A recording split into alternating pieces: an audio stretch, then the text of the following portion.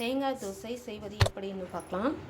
ஒரு கப் அளவுக்கு பச்சரிசி, அதே கப் அளவில் துருவின தேங்காய், ஒரு கப் அளவுக்கு வெள்ளை அவல், ஒரு ஸ்பூன் வெந்தயம்.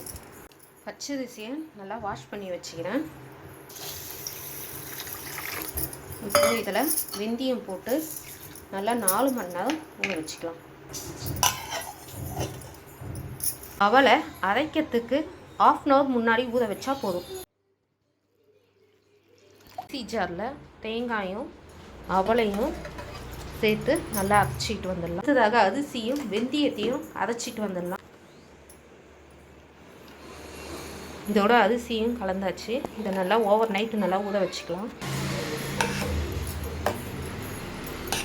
தேவைக்கேற்ப உப்பு சேர்த்துக்கொள்ளலாம்.